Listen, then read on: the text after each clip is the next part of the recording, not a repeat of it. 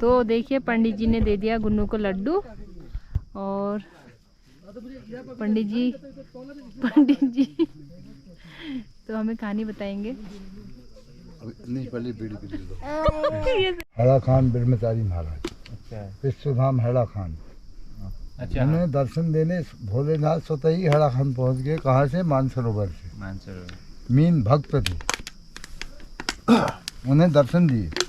दर्शन देने के बाद भोलेनाथ जी गुफा के भीतर चले।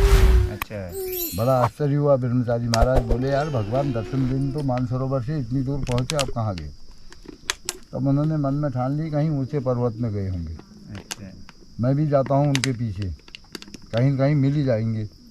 मुँह तो इधर ही को था। उनके आने तक भगवान भोलेनाथ जी ने 3 चीज़ों की स्थापना करी यहाँ पर। मेन लिंग वह दिया जो दिखाया वो है, वो हवन कुंड। अच्छा, अब उनके आने तक लिंग की स्थापना हो गई, दिया भी जल गया, हवन कुंड की तैयारी हो गई। अब हवन बगैर आदि शक्ति के होता नहीं। जैसे ही ब्रह्मचारी महाराज नागढ़ पे पहुँचे, भोलेनाथ जी ने माता पार्वती को प्रकट कर दिया, हवन चालू हो गया।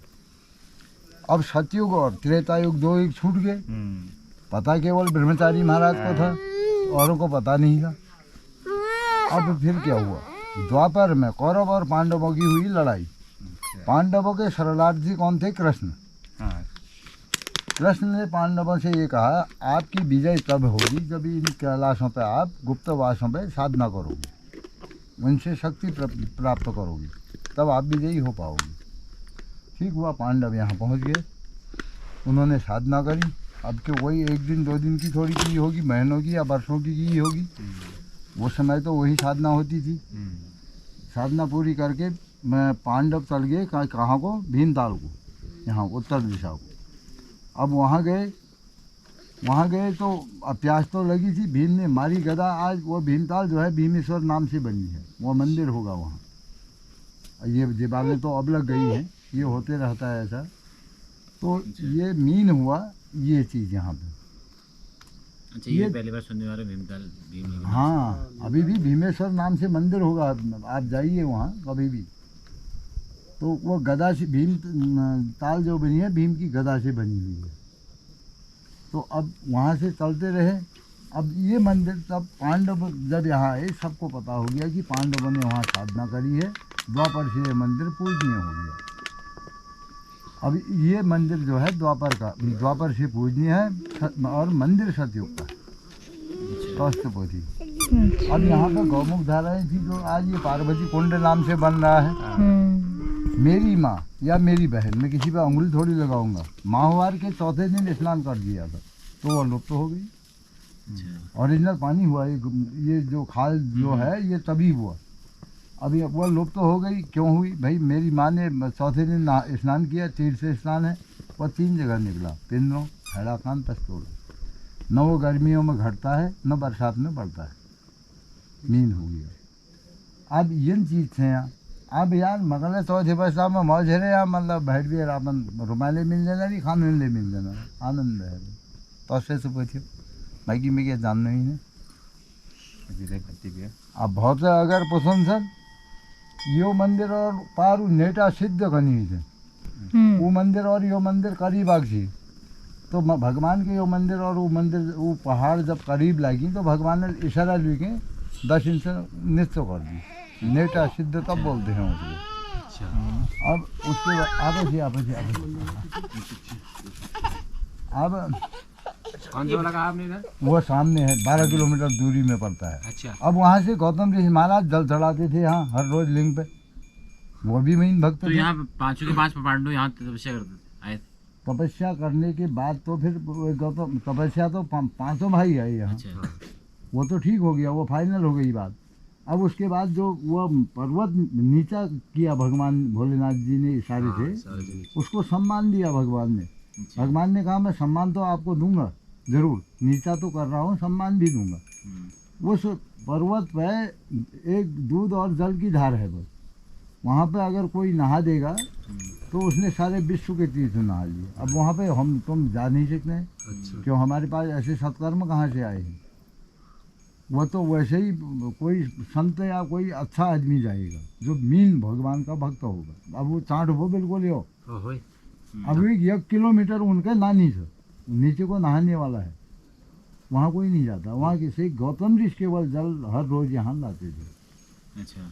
अब हर रोज ये गौतम गंगा जो है वो हर रोज रास्ता देती थी, बरसात हो या जाड़ों की ऋतु हो या गर्मियों की हो। गौतम ऋषि को गंगा देती। हाँ, बिल्कुल नीचे ऊपर हो जाने वाली ठहरी। एक दिन गौतम गंगा ने कह दिया आज गौतम ऋषि को जाने नहीं दूंगी, कैसे जाएगा पार।